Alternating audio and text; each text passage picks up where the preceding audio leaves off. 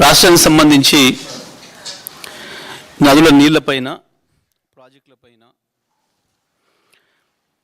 ఈ ప్రభుత్వం యొక్క మూర్ఖత్వము, ఈ ప్రభుత్వం యొక్క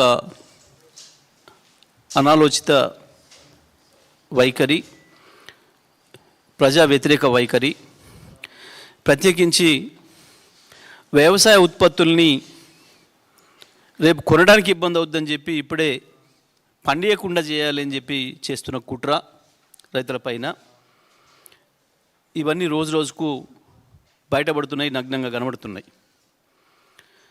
నిన్న మళ్ళీ ఉత్తమ్ కుమార్ రెడ్డి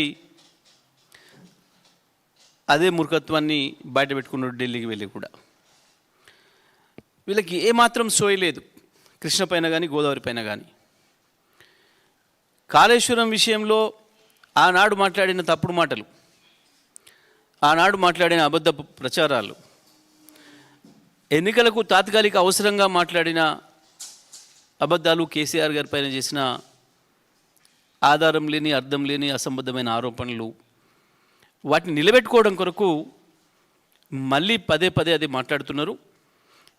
కానీ ఇప్పుడు ప్రత్యేకించి మొన్న యాసంగిలో ఏదైతే ధాన్యం కొనడంలో విఫలం చెందినరో దాని నుంచి రైతులు వీళ్ళు చెప్పిన మాట ప్రకారం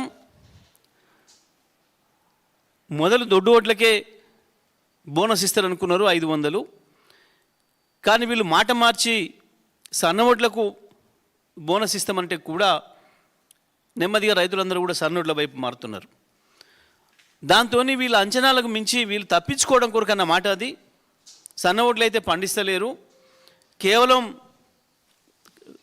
కృష్ణా ఎడమ కాలువ వైపు కొంత, నాగార్జునసాగర్ ఎడమ కాలువ వైపు కొంత పండించినా అవి మిల్లర్లకే సరిపోతున్నాయి అన్న సమాచారంతో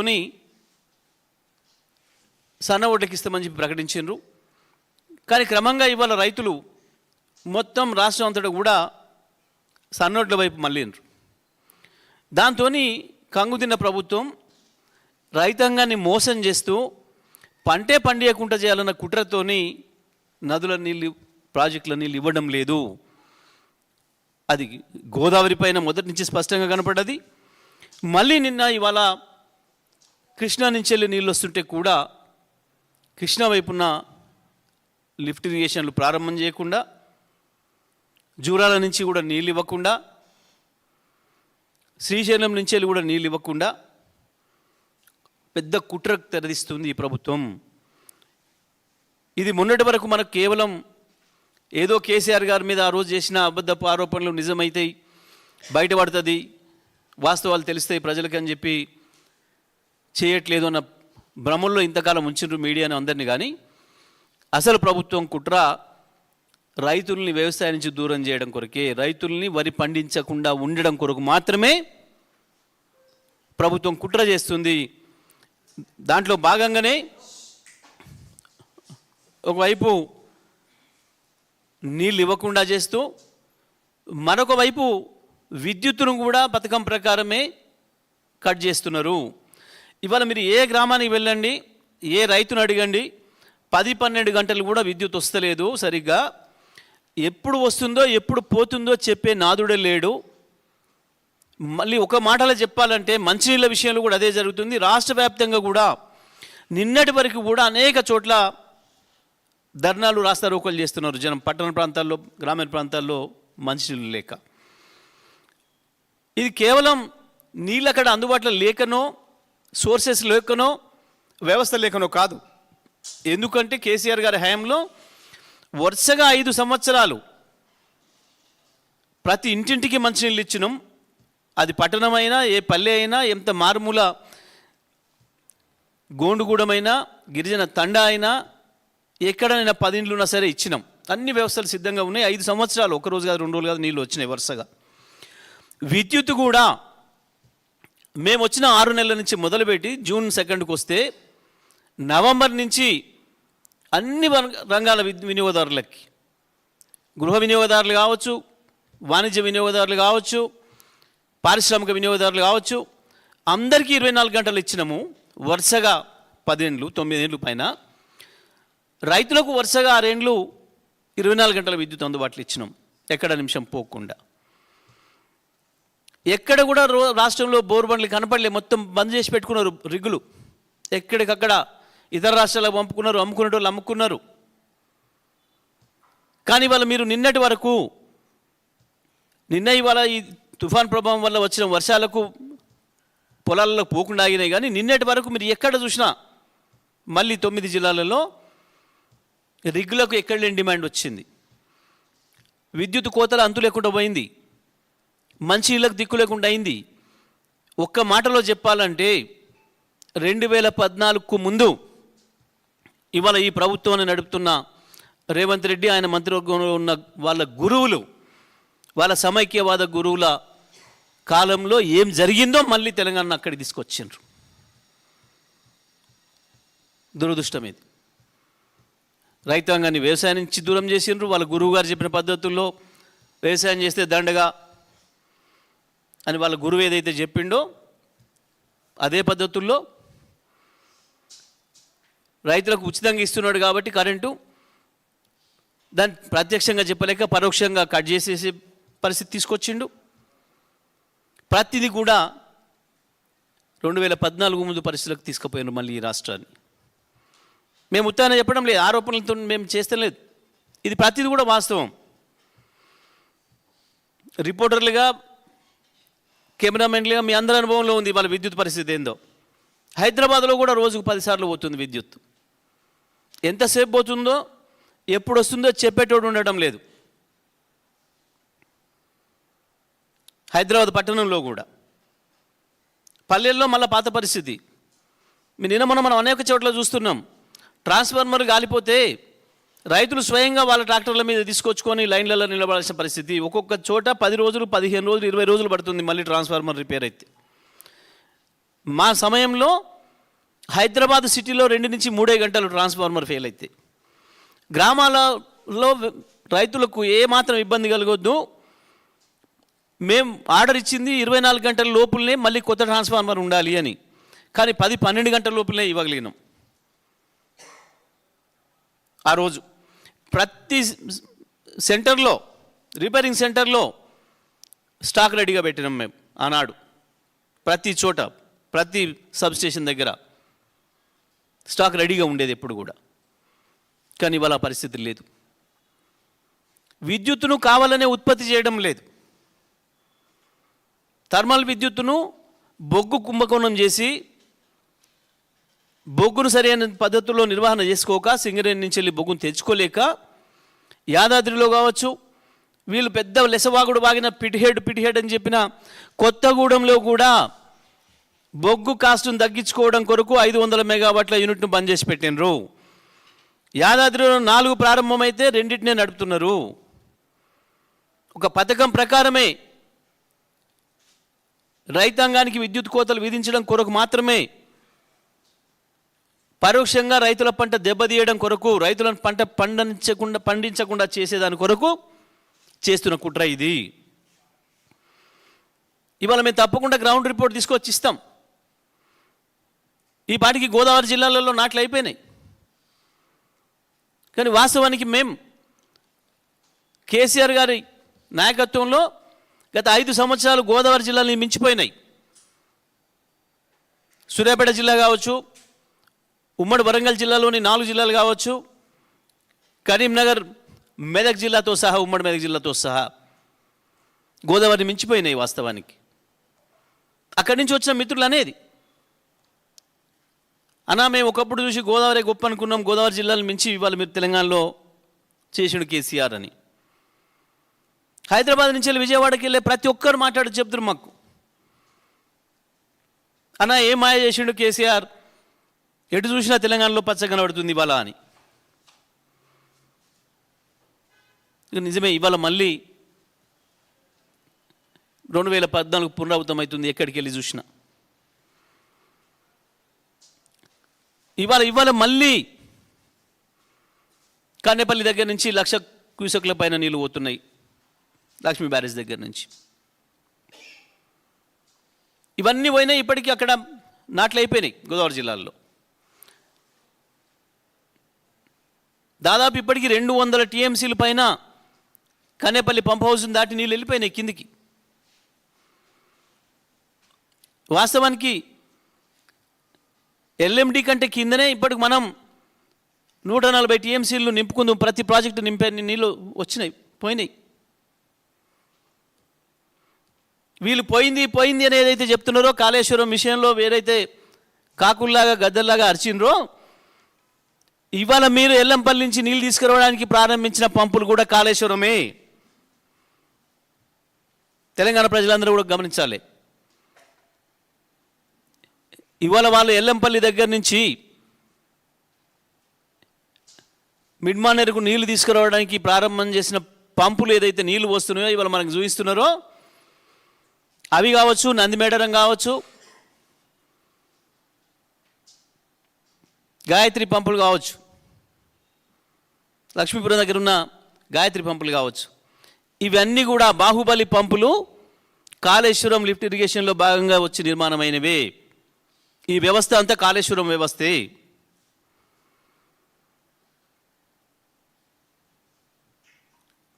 మేము డిమాండ్ చేస్తున్నాం, ఇవాళ ఎల్లంపల్లి నుంచి వచ్చే నీళ్ళు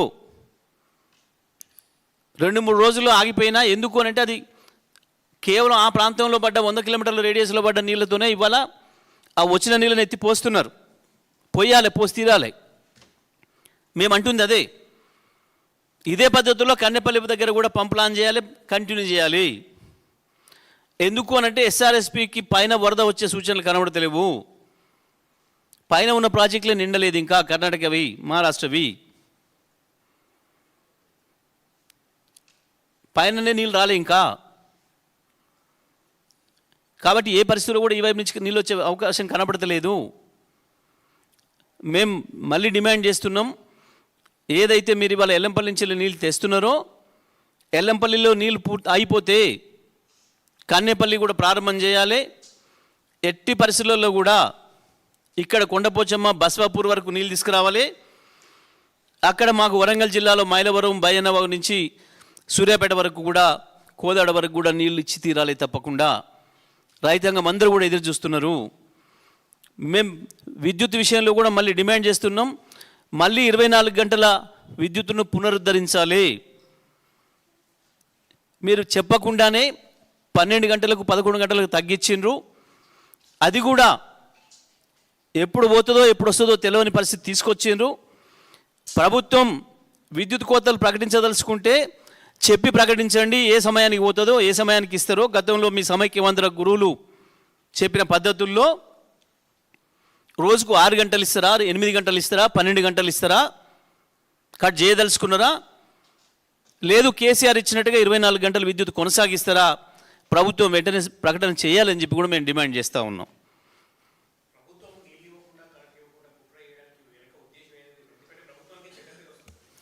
ఎందుకు అనంటే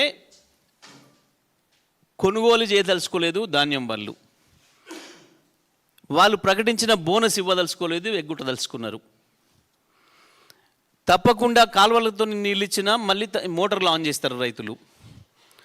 విద్యుత్తు అవసరం పడుతుంది. ఈ విద్యుత్తును కొనడానికి ఇష్టపడతలేరు, విద్యుత్ కొనడం లేదు, విద్యుత్తును ఉత్పత్తి కూడా చేయడం లేదు, బొగ్గు ఖర్చుకు భయపడి. రైతుల మీద పెట్టే ఖర్చును దండగా అనే పద్ధతుల్లో ప్రభుత్వం వ్యవహరిస్తుంది. రైతుల కొరకు ₹1 ఖర్చు పెట్టినా దండగా, అది మన కమిషన్ రాని ఖర్చు. అది కమిషన్లు వచ్చే ఖర్చు పైన తప్ప ఈ ప్రభుత్వానికి కమిషన్లు రాని ఖర్చుల మీద ప్రభుత్వానికి ఇష్టం లేదు. అది విద్యుత్ రంగం మీద ఖర్చు పెట్టినా, వ్యవసాయ రంగానికి సంబంధించి నీటిపారుదల మీద ఖర్చు పెట్టినా, లిఫ్ట్ ఇరిగేషన్లు కావచ్చు, రైతులకి ఇచ్చే 24 గంటల విద్యుత్ కావచ్చు, దేని మీద ఖర్చు పెట్టినా అందులో వీళ్ళకి లాభం రాదు కదా, కమిషన్ రాదు కదా వీళ్ళ పేమెంట్స్కి.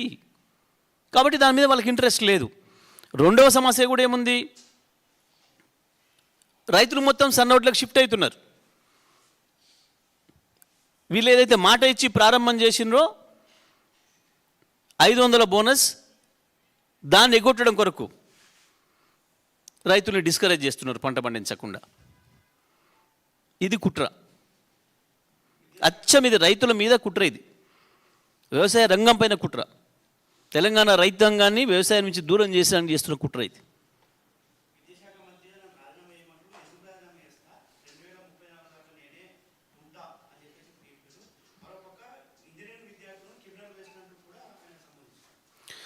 నిజమే, చదువుకున్నోడు తెలుస్తుంది చదువు విలువ, చదువు రానుల్లో కూడా తెలుస్తుంది. పాపం మా పిల్లలు చదువుకోవాలని తాపత్రయపడతారు కొంతమంది చదువురాని తల్లిదండ్రులు కూడా. మేము చదువుకోలేకపోయినాం, మా పిల్లలను చదువుకోవాలి అని చెప్పి తాపత్రయపడతారు. ఎందుకంటే చదువుతోనే వెలుగు, చదువుతోనే ప్రపంచాన్ని చూడగలుగుతాం.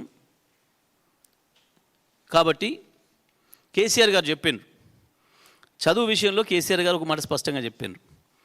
ఒక్క తరానికి కనుక మనం సరైన విద్యను అందించి, నాణ్యమైన విద్యను అందించి, ప్రపంచంలో ఎవరితోనైనా పోటీ పడగలుగుతామన్న విశ్వాసాన్ని కనుక ఇచ్చి పంపిస్తే ఇక ఆ సమాజం తిరుగులేని సమాజం అవుతుంది అని చెప్పి దాని కొరకే కేసీఆర్ గారు ప్రత్యేకించి గురుకుల పాఠశాలల్ని పెంచి, ఎందుకు అంటే గురుకుల పాఠశాల పైన ప్రజలకు విశ్వాసం వచ్చింది. ప్రత్యేకించి దళితులు, గిరిజనులు, బలహీన వర్గాలతో పాటు మైనారిటీలకు కూడా విద్య పట్ల ఆసక్తి పెంచి 1000 పైన గురుకుల పాఠశాలను పెట్టి ఇవాళ మీరు చూసినారు తెలంగాణలో ఇవాళ ఎక్కడ మీరు ఏ జన్జీ స్టూడెంట్ను పలకరించండి, అద్భుతంగా ఇవాళ హైదరాబాద్లో మాట్లాడుతున్న పిల్లలే కాదు, నువ్వు అది నల్గొండ పోతావా, కరీంనగర్ పోతావా, ఆదిలాబాద్ పోతావా, మహబూబ్నగర్ పోతావా, ఇంకెక్కడికైనా పో, ఆ పిల్లల్ని ఎవరినైనా మాట్లాడించు.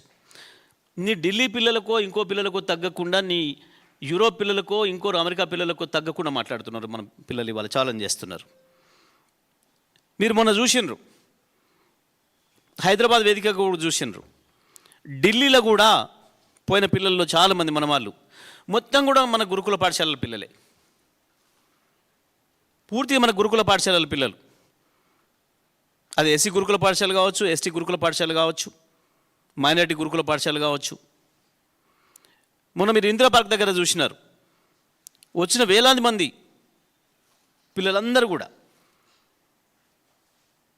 అందులో మెజారిటీగా మన గురుకుల పాఠశాల పిల్లలు. అది కేసీఆర్ ఇచ్చిన దారి.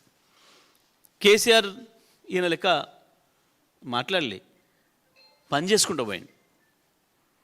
నా పిల్లలు నేను ఎదిగించాలి, నేను పెంచాలి నా సమాజాన్ని, ఆ ధైర్యంతోనే హిమాలయాలు ఎక్కింది, కిలిమంజారోకి పోయింది. అది కేసీఆర్ ఇచ్చిన విశ్వాసం పిల్లలకి, అక్కడాక పోగలిగారు. మీరు ఒకసారి చెక్ చేస్తే 2014 తర్వాత మొత్తం భారతదేశంలో ఉన్న అన్ని రిప్యూటెడ్ ఇన్స్టిట్యూషన్స్లో మన పిల్లలు జాయిన్ అయ్యారు. మొత్తం భారతదేశంలో ఇది పెద్ద మునగాని ఇన్స్టిట్యూషను, ఇలా మనకు తెలంగాణ నుంచి మనకు జనరల్గా అవకాశాలు రావు, ఇలా చదువుకోవడానికి పోలేరు అనుకున్న ఇన్స్టిట్యూషన్లో మొత్తం ప్రతి ఒక్కటి, అది ఏ ఐఐటి కావచ్చు, ఏ ట్రిపుల్ కావచ్చు, ఏమైనా కావచ్చు, అది ఏ బిజినెస్ స్కూల్ కావచ్చు, ఏ లా స్కూల్ కావచ్చు, ఏ మెడికల్ కాలేజ్ కావచ్చు, దేంట్లో కానీ మన పిల్లలు తెలంగాణ నుంచి మన గురుకుల పాఠశాల చదువుకున్న పిల్లలు పోయారు మొత్తం. కానీ మూర్ఖులకి ఏమర్థం అవుతుంది, చదువు విలువ ఏమర్థమవుతుంది? ఎవడో రాసిచ్చింది చదివితే మనసుతో వస్తే కదా, మనసులోంచి వస్తే కదా. రాసిచ్చింది చదివితే గట్టినే ఉంటుంది. అదేదో న్యూక్లియర్ చైన్ రియాక్షన్ లాగా నోటికి ఏది వస్తే అది వాగడు. ఏం క్రిమినల్ వేస్ట్? నీ మొద వేస్ట్. నిన్ను ఎన్నుకోవడం ఒకటే ఈ రాష్ట్ర ప్రజలు చేసిన క్రిమినల్ వేస్ట్. నువ్వు ఒకటే క్రిమినల్ వేస్ట్ ఈ రాష్ట్రంలో. ఇలాంటి మూర్ఖుని విద్యాశాఖ మంత్రిగా ఉంచినందుకు 200 మందిని చంపినాం ఇప్పటికి. ఇప్పటివరకు ఎవడు చేయలే. ప్రపంచంలో ఒక విద్యాశాఖ మంత్రి అనేటోడు పిల్లల్ని మాకు పంపించండి, మేము చదివిస్తాం మీ పిల్లల్ని అని చెప్పి తీసుకుపోయి వాళ్ళ ఇళ్ళ నుంచి తీసుకుపోయి విషం పెట్టి చంపిన దుర్మార్గుడు. వాస్తవానికి ఒక్క నిమిషం కూడా అందులో ఉండడానికి వీల్లేదు. విద్యాశాఖ అనేది ఒక డైనమిక్ శాఖ, నిమిషం సమస్యలు వస్తాయి. వాస్తవానికి నేను సార్ను రిక్వెస్ట్ చేసి వద్దని చెప్పిన అన్నాడు. నేను ఫస్ట్ టైం మినిస్టర్ని అయినా తట్టుకోవడం కష్టం ఉంది, దీంట్లో అంత ఉన్నాయి ఇష్యూస్, ఎవరు నన్ను సీనియర్కి ఇద్దామన్నా అని చెప్పి మరి, ఎందుకంటే రోజుకు 100 ఫైల్స్ వస్తాయి, 100 మందితో డీల్ చేయాలి, ఇండిపెండెంట్ ఇన్స్టిట్యూషన్స్ ఉంటాయి మొత్తం విద్యాశాఖలో.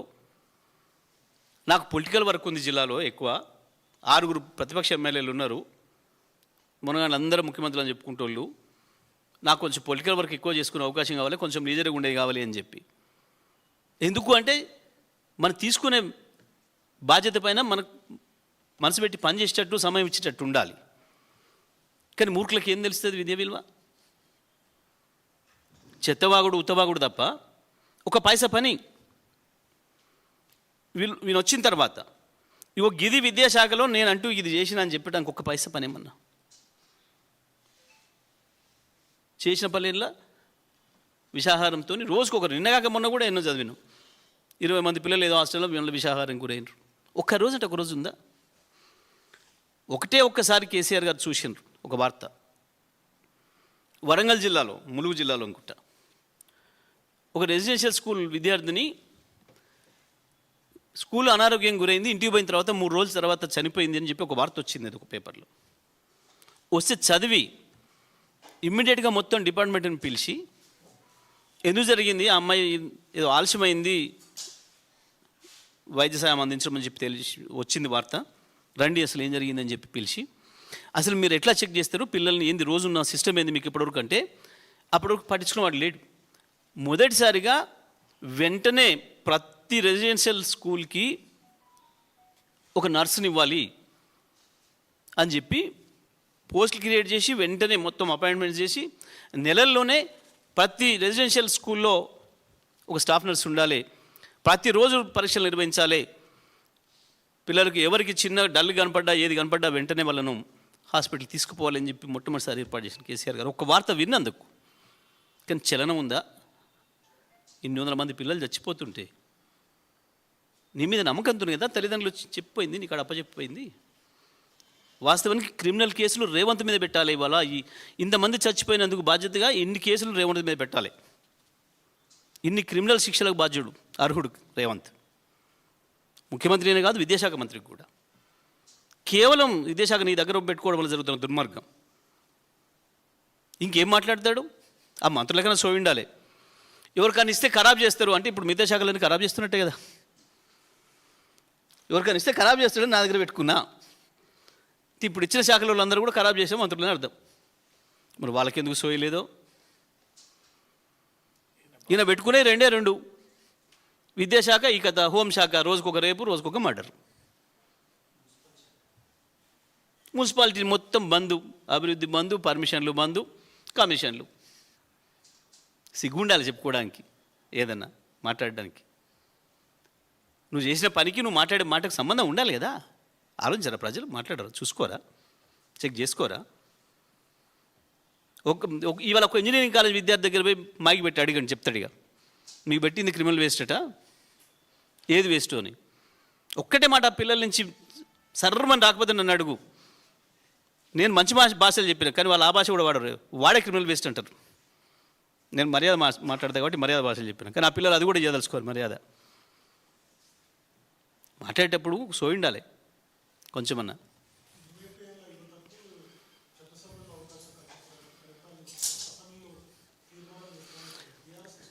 సేమ్ బీసీలను ఎట్లయితే మోసం చేసిండ్రో ఇదే మోసం ఈయనతో అవుతుందా? ఈయనతో అయ్యానేనా అది? మరి వీళ్ళు రాహుల్ గాంధీ ఎందుకు మాట్లాడలేదు దాని మీద? రాహుల్ని అడగండి ఆ ప్రశ్న, రాహుల్ చెప్పాలి సమాధానం. ఏమంటు మీ ముఖ్యమంత్రి పిల్లలు ఇట్లా అంటుండు, నువ్వేమంటావు నీ సంగతి ఏం చెప్పమని. అలా నాయకుడికి చేతికిస్తేనే పారిపోయాయి. ప్రధానమంత్రి తీసుకోమని చెప్పి 2004లో ఇస్తే తీసుకోడే, 2009 ఇస్తే తీసుకోకపోయాయి.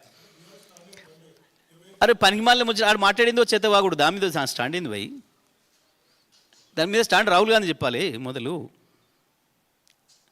బీసీ రిజర్వేషన్ల మీద ఏం చేసారో ఇది కూడా అంతే మోసం తప్ప ఇంకోటి కాదు.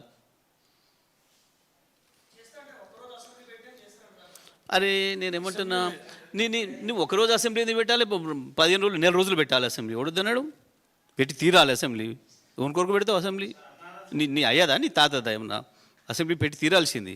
సొంతిల్లా, సొంత ఆఫీసా, నీ కార్పొరేట్ దందా ఆఫీసా, నీ రియల్ ఎస్టేట్ దందా ఆఫీసా? పెట్టి తీరాలి అసెంబ్లీ. దాని కొరకే పెడతా.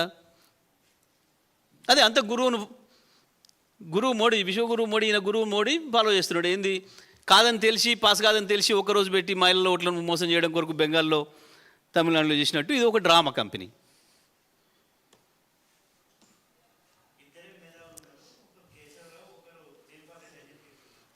కానీ మీకు బయట చెప్పిండు ఇంకో మాట నాకు వినపడదు తెలుసా, ఆయన అన్నది నేను మొదటి మేధావిని, నా తర్వాత వీళ్ళిద్దరు అని ఆయన అన్నమాట. మీరు మిగతా సగమే క్యారీ చేస్తున్నారు. ఈ రాష్ట్రంలో నేను ఒక్కరిని, ఇక నా తర్వాత అంతో ఎంతో జయపాల్ రెడ్డి అంటే ఆయన ఉండే, ఆయన అనుకుంటారు అందరూ, కాదు మీరంతా కేశవరావు అని అనుకుంటారు, కాదు నేనే అని చెప్పుకున్నాడు. ఇప్పుడు ఈ మేధావులు అనే విషయం వచ్చినప్పుడు జయశంకర్ సార్ గొప్ప మాట చెప్పిండు. అక్కడ ఆంధ్రాలో ఒక ఆయన షాల్ మీద వేసుకొని, షాలు శ్రీనివాస్ అని ఆంధ్ర మేధావుల సంఘం అని చెప్పి మోపై తిరుగుతున్నాడు. ఆడ తిరుగుతుంటే ఇక్కడ కొంతమంది మనోళ్ళు పోయి జయశంకర్ సార్ని అడిగినారు, సార్ మనం సంఘం పెట్టాలి. ఏంది ఏం సంఘము అన్నాడు. అంటే సార్ మనం కూడా తెలంగాణ మేధావుల సంఘం పెట్టాలి అన్నాడు. అంటే మరి మనం ఎట్లా పెడతాము అన్నాడు. జయశంకర్ సార్ మనం ఎట్లా పెడతాము అన్నాడు.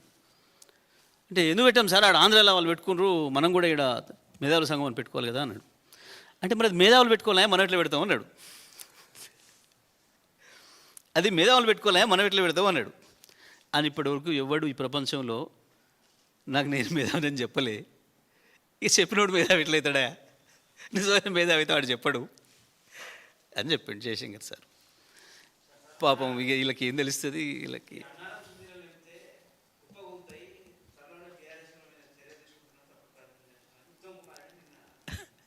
నేను గది ఇప్పుడు నేను ప్రెస్ పెట్టింది దాని కొరకు. ఉత్తమ్ మరోసారి తన అజ్ఞానాన్ని అక్కసును వెలగక్కున్నాడు తప్ప అవి పూర్తిగా అసత్యాలు. ఆయన మాట్లాడిందే ఉంది శాసన మండలిలో, 2 శాసనసభ మండలిలో ఆయన ఇచ్చిన ఆన్సర్ ఉంది. సుందిళ్ళ అనారములు మంచిగా ఉన్నాయి, ఇంటాక్ట్ ఉన్నాయి, ఏమి ఇబ్బంది లేదు, వాటి ప్రారంభించుకోవచ్చు అని మేము గత కొంతకాలంగా మొత్తుకుంటున్నది. అది కన్నెపల్లి పంప్ హౌస్ మంచిగా ఉంది, సుందిళ్ళ అనారం బ్యారేజీలు మంచిగా ఉన్నాయి, చేసుకోవచ్చు, మనం నీళ్ళు తెచ్చుకోవచ్చు అని మేము మళ్ళీ కూడా డిమాండ్ చేస్తున్నాం. ఇవాళ ఏదైతే ప్రారంభం చేసిండ్రో ఎల్లంపల్లి పంపులు, అవి కంటిన్యూగా నడపాలి. ఎల్లంపల్లికి వరదలు బంద్ అయినా కన్నెపల్లి నుంచి వెళ్ళి తీసుకొచ్చైనా సరే పెట్టాలి. వీళ్ళు కొంతమంది అదే ఇట్లాంటి రేవంత్ లాంటి మేధావులు మోపారు.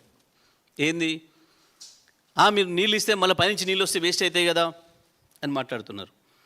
నిజమే, మీకు ఇవాళ దూపైంది, ఇవాళ నీళ్ళు లేవు, రేపొద్దున కూడా దూపైతే రేపు నీళ్ళు లేవు, వారం తర్వాత వస్తాయేమో అని చెప్పి మీరు నీళ్ళు కొనుక్కోకుండా ఇంకో బదులు తెచ్చుకోకుండా ఉంటారా? ఏ రోజు ఆ రోజే కదా అవసరము రైతులకు. ఒక పంట పోతుంది కదా, వెనక్కి పోతుంది కదా, దాని కొరకే కదా కట్టింది కాళేశ్వరము. కాళేశ్వరం కాదు, ఏ ప్రాజెక్టులు అయినా ఎవడైనా కట్టుకునేది రేపటికి నీళ్ళని జాగ్రత్త చేసుకోవడం కొరకు. అవసరాలు తీవ్రమైన అవసరాలు ఏర్పడతాయి, పరిస్థితులు ఏర్పడతాయి అని చెప్పి ముందు జాగ్రత్త కొరకే ప్రాజెక్టులు కట్టుకుంటారు. దేని కడతాం? నీళ్ళు కిందికి పోయిన నీళ్ళని ఎందుకు అప్పాయన పెట్టుకుంటాం? రేపటి కొరకే కదా పెట్టుకునేది. ఆ జ్ఞానం వీళ్ళకు ఉంటే కదా, అది లేకనే సమస్య. తెలంగాణ మనసు లేదు, తెలంగాణ ఆత్మ లేదు, పరిస్థితులను అర్థం చేసుకునే జ్ఞానము లేదు, తెలిసిందల్లా దందా, అధికారం కూడా డబ్బు సంపాదనకు మార్గం అనుకున్న వాళ్ళు వీళ్ళు. ప్రజలకు సేవ చేసే మార్గం అనుకోలే, రాజకీయాలు కానీ అధికారం కానీ ప్రజలకు సేవ చేసే మార్గం అనుకోలే. కేవలం డబ్బు సంపాదించుకోవడానికి ఇది ఒక ఆధారం అన్న పద్ధతిలో వచ్చిండ్రు. అందుకే ఈ సమస్య.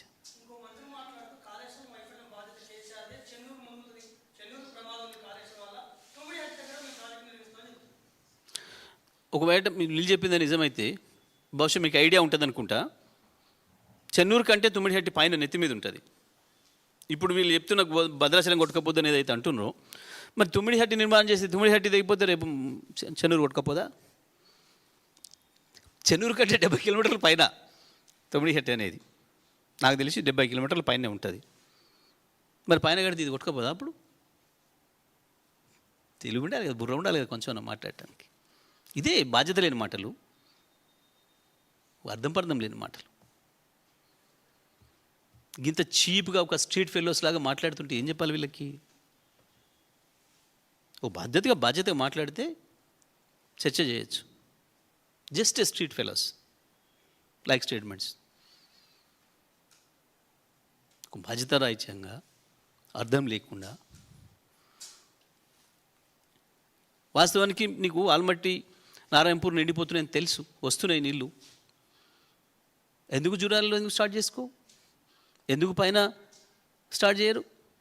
రెట్టెంపాడు కావచ్చు, భీమా ఫేజ్ 1, 2 కావచ్చు, కోయిల్ సాగర్ కావచ్చు.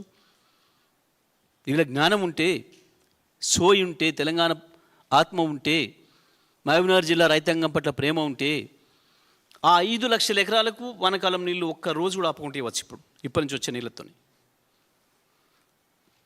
ఎందుకు అనంటే ఆల్మట్టి నారాయణపూర్లు మనకు ఎంత ఆటంకమో తెలివి ఉండి కొంచెం జాగ్రత్త చేసుకుంటే అంత ఉపయోగం కూడా అవుతుంది. ఎందుకు? వాటి పడబాటి నీళ్ళు వాళ్ళు పొలాలకు వదిలితే వచ్చిన రీజనరేటెడ్ వాటర్ ఏదైతే ఉందో అది మొత్తం మళ్ళీ కృష్ణకే వస్తుంది. ఆ నీళ్లు మనకు జూరాలకు వస్తాయి. జూరాలకు మనకు కాదు, అద్భుతం అది. ఎట్లయితే ప్రకాశం బ్యారేజ్కి ఇప్పుడు మన సాగర్ నీళ్ళు పడవాటి నీళ్ళు ఎట్లయితే పోతాయో సేమ్ అదే పద్ధతుల్లో ఇప్పుడు ఎట్లాగా నిన్నునే వాళ్ళు ఫస్ట్ క్రాప్ నీళ్ళు ఇచ్చుకుంటున్నాడు కర్ణాటకలో. ఆ నుంచి వచ్చే రీజనరేటర్ వాటర్ ప్రతి చుక్క మనకే వస్తాయి, జూరాలకు వస్తాయి. ఇప్పటి నుంచి కంటిన్యూగా మొత్తం వరద ఆగిపోయినా 5-6 వేల క్యూసెక్ల నీళ్ళు రెగ్యులర్గా వస్తాయి. ఆ నీళ్ళు చాలు ఈ పంటలు పండించడానికి, ఈ 4 లిఫ్ట్ ఇరిగేషన్లు స్టార్ట్ చేసుకొని పండించుకోవడానికి. జూరాలతో సహా నెట్టింపాడు, కోయిల్ సాగర్, భీమా ఫేజ్ 1, 2 5 లక్షల ఎకరాలు బ్రహ్మాండంగా పండించుకోవచ్చు. కానీ వీళ్ళకి అది ఉండాలి, మొదలు ఆత్మ ఉండాలి. రైతాంగానికి చెయ్యాలి, పంటలు పండించాలన్న తపన ఉండాలి. కానీ పంటలు పండుతుంటే భయపడుతున్నారు. కొనడానికో సమస్య, కొంటే బోనస్ చెల్లించాలి. వీళ్ళు మేమే తెలియకలుగులం అనుకొని సన్నబియ్యానికే ఇస్తామని ప్రకటించారు తప్పించుకోదొబ్బడానికి. అదైతే ఏదో 1-2 లక్షల క్వింటాలతో అయిపోతాయి, అంత దొడ్డోడ్లు ఏమంటే ఇస్తారు కదా అనుకొని చెప్పిండ్రు. నిజమే, రైతులు కదా ఆశపడ్డారు. ఆరుగాలం కష్టం చేస్తున్నాం కదా, 5 రూపాయలు ఎక్కువ వస్తాయి కదా తీసుకుందాం అనుకొని ప్రభుత్వం చెప్పింది కదా అని నమ్మి సన్నోడ్లకు షిఫ్ట్ అయినారు. మళ్ళీ అందులో కూడా కిరికిర్లు పెట్టినరు. అందులో కూడా కిరికిర్లు పెట్టి పలానా రకమే పండించాలి అని ప్రకటించారు. వాస్తవానికి మీరు నాకు ఒక విషయం చెప్పండి, ఇంతమంది ఉన్నారు, నాకైతే తెలియదు, నేను నిజంగా చెప్తున్నా, అబద్ధం చెప్పడం లేదు. నేను తింటున్న బియ్యం వాటి పేరేందో నాకు తెలియదు. సన్న బియ్యం అయితే తెలుసు, మీ అందరు కూడా అంతే అనుకుంటున్నాను నిజంగా మీరు ఆత్మతో చెప్తే. వాటి పేరు చింట్ల, శ్రీరామ్ల, ఇంకో రామ్ల, ఇంకోట, బొంట్ల, బంట్ల, వీళ్ళ కమిషన్ల, వాటి పేరు ఏందో మీకు తెలుసా? నిజంగా మీరు తింటప్పుడు రోజు మీ అన్నం మీరు తినే బియ్యం పేరు తెలియదు కదా. అయినా వీళ్ళు రైతాంగాన్ని ఇబ్బంది పెట్టడం కొరకు, రైతాంగాన్ని మోసం చేయడం కొరకు 5-6 రకాల సన్నోడ్లకే ఇస్తామని ప్రకటించారు. మళ్ళా ఎంత మోసం, ఎంత ద్రోహం. అయినా రైతులు వెంటనే అటు షిఫ్ట్ అయిపోయారు. అంతకుముందు కొనుక్కొచ్చుకున్న వడ్లు వేరే సన్నోడ్లు, కొంతమంది నార్లు పోస్తేనేమో పోయిన వాళ్ళేమో అవి వేరే పక్కన పెట్టారు, మళ్ళీ కొనుక్కొచ్చుకున్నారు. నార్లు పోసిన వాళ్ళు కూడా మళ్ళీ వేరే తెచ్చి నారు పోసుకున్నారు. అరే ప్రభుత్వం వీటికే ఇస్తున్నది పలానా వాటికి అని. ప్రతి చోట అడుగడుగున మోసమే రైతాంగాన్ని, అడుగడుగున చీటింగే. వచ్చిన దగ్గర నుంచి చంద్రబాబు ఎంత హింస పెట్టిండో రైతాంగాన్ని అంతకు మించిన 10 రెట్లు 100 రెట్ల హింస పెడుతున్నారు ఇవాళ వీళ్ళు. అంత ద్రోహం చేస్తున్నారు రైతాంగానికి, తెలంగాణ వ్యవసాయ రంగానికి.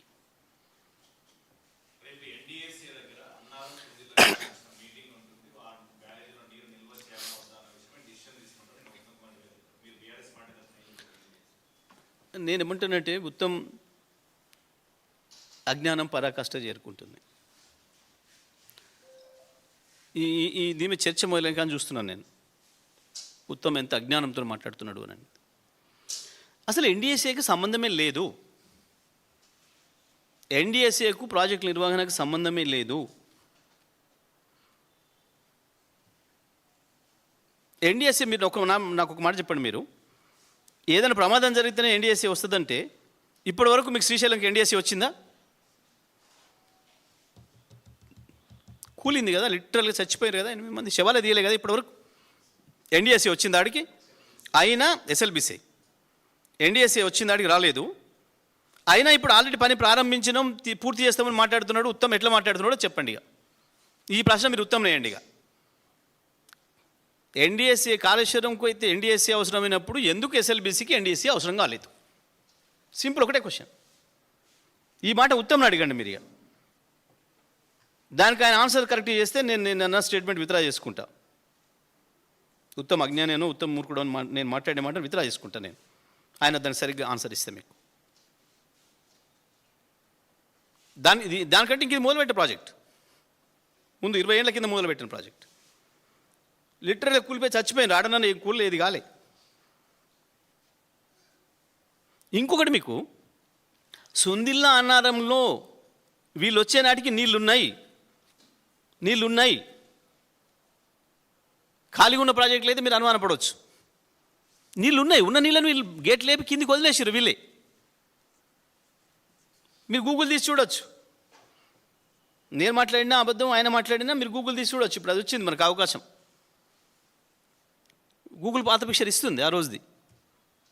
ఆ 2 చోట్ల నీళ్ళు ఉన్నాయి ఆ రోజుకి. లీకేజ్ కూడా ఎంత అయిందో చూసినాం మనం. మాత్రం నీళ్ళు.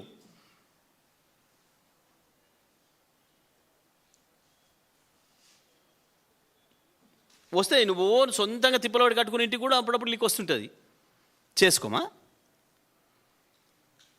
ఒకటే మాటగా సూటిగా నేను అడుగుతుంది, మేడిగడ్డ ప్రాజెక్టుకో సుందిల్లన్నారంకో అవసరమైన ఎన్డీఎస్ఏ ఎందుకు ఎస్ఎల్బీసీకి అక్కరలేదు? ఎందుకు ఎస్ఎల్బీసీకి ఎన్డీఎస్ఏ రాకుండా దూరంగా ఉంది? ఆల్రెడీ ఎట్లా స్టార్ట్ చేసిర్రు? మరి స్టార్ట్ చేసిరా లేదా? స్టార్ట్ చేస్తే ఎట్లా చేసిండ్రు? పూర్తి చేస్తామని ఎట్లా చెప్పగలుగుతున్నాడు ఉత్తమ్? పూర్తి చేసి ఎన్నికలు పోతాను మాట్లాడి నిన్న కూడా చెప్తుంది. ఇది తెలంగాణ స్టేట్ది, అది తెలంగాణది. అంతరాష్ట్రం ఏం కాదు, అది మన సొంతమే. ఇక్కడనే కనబడుతున్నాయి బీజేపీ కాంగ్రెస్లో మ్యాచ్ ఫిక్సింగ్ ఏందో. మేఘాల మీద పంపి 2 రోజులలో నివేదిక రాసి ఇచ్చిండ్రు ఎన్డీఎస్ఏ కాళేశ్వరం మీద. ఎందుకు ఏడాది దాటినా ఇప్పటివరకు పత్తలేదు? చచ్చిపోయిన వార్త వాళ్ళకి చేరలేదా? కాళేశ్వరంలో ఏ ప్రమాదం లేకుండానే వార్త పోయింది ఢిల్లీ దానిక ఎన్డీఎస్సీ వచ్చింది. కాళేశ్వరంలో ఇంతమంది చచ్చిపోయిన వార్త ఏమో లేదా? చచ్చిపోయింది కూడా అంత అక్కడ పిల్లలే, ఉత్తరాది పిల్లలే. కాంట్రాక్టర్ కూడా వాడే ఢిల్లీ వాడే. గానే ఉంటాడు, ప్రధానమంత్రి ఆఫీస్ కొద్ది దూరంలో ఉంటాడు కాంట్రాక్టర్. ఎందుకు రాట్లే? ఎందుకు రాలే? ఏంది డబుల్ స్టాండర్డ్స్?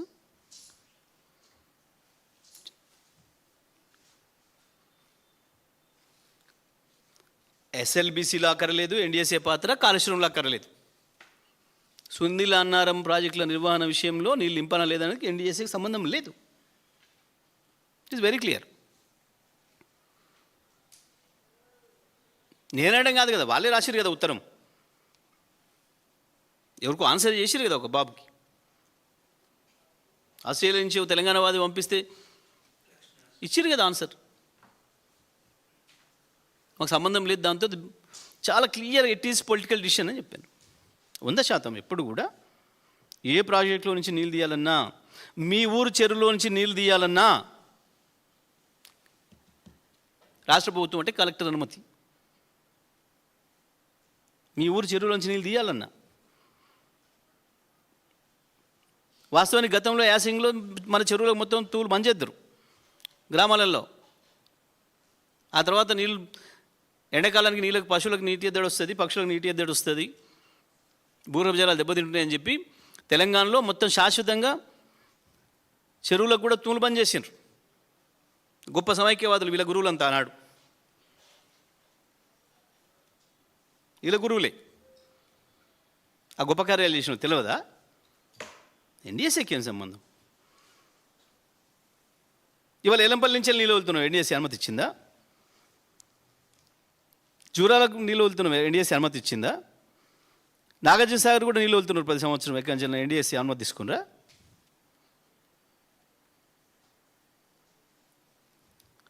వాస్తవానికి ఎల్ఎండి కూడా కొట్టుకపోయింది. ఎన్డీఎస్సీ వచ్చిందా, మనం ఎన్డీఎస్సీ మీద పెట్టి ఆగినామా? 3 నెలలనే మొత్తం తీసి కొత్త కట్టేసేసి పూర్తి చేసినాం. రాజకీయాల కొరకు ఆలోచించలే. మిడ్ మనర్ ఎంఎండి మేము ఇలా చిల్లర రాజకీయాలు చేయలే. వాళ్ళు ఇరికిద్దాం, లోపడం పంపుదాం, అకౌంటెడ్ వాళ్ళే దాంట్లో అని మేము రాజకీయ ఆలోచనలు చేయలే. ఆడోడికి ఇంతంతోడు. కానీ రాష్ట్రం ప్రజలు ముఖ్యం కదా. లక్షలాది ఎకరాలు నీళ్ళు ఇచ్చుకునే ప్రాజెక్టు పూర్తి చేసినాం, తెచ్చినాం నీళ్ళు. దానికి ఎన్డీఎస్సీ ఆపుతుందా ఇప్పుడు?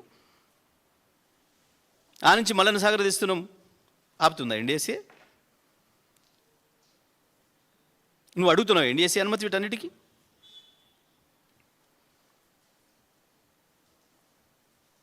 దేనికి అక్కర్లేని ఎన్డీఎస్సీ ఇక్కడ ఎందుకు వస్తుంది?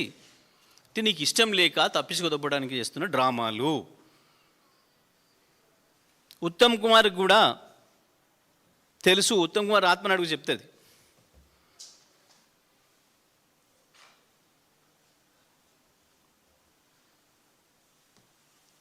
ముఖ్యమంత్రి అన్నాడు కాబట్టి ఏం చేస్తామని చెప్పి వీళ్ళంతా ఏడుస్తున్నారు మంత్రులు. అందరికీ తెలుసు మంత్రులకు మనం చేస్తున్నది ద్రోహం, మనం చేస్తున్నది మోసం, రేపు తెలంగాణ క్షమించదు మన సంగతి వాళ్ళందరికీ తెలుసు. తెలంగాణ ఆత్మ ఉన్నాడు ఎవ్వడు కూడా నిమ్మలంగా ఉండలేడు ఇవ్వాలంటే కాంగ్రెస్లో.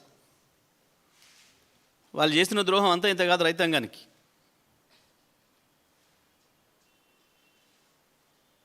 చిల్లర పైసలు, కమిషన్ల పైసల కొరకు రైతులకు చేస్తున్న ద్రోహం. లేదు, క్షమాపణలు చెప్పురి, రైతులకు క్షమాపణలు చెప్పురి. మేము ఇట్లా అనుకోలే, సన్నోట్లు మీరు పండిస్తారు అనుకోలే, అందుకనే చెప్పినాం, మోసం చేసినాం. కానీ మొత్తమే మీరు ఇచ్చే 500 కొరకు భయపడి మొత్తం రైతును నాశనం చేస్తున్నారు, పంటే పండించుకోకుండా. ఏం చేయాలి ఇప్పుడు మరి? లక్షలాది మంది రైతులు ఖాళీగా ఊళ్ళల్లో.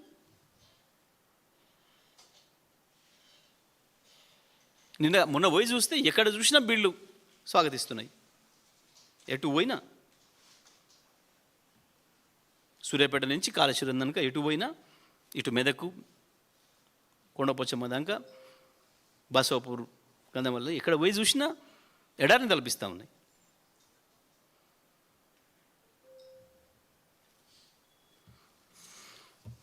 Okay, right, thank you.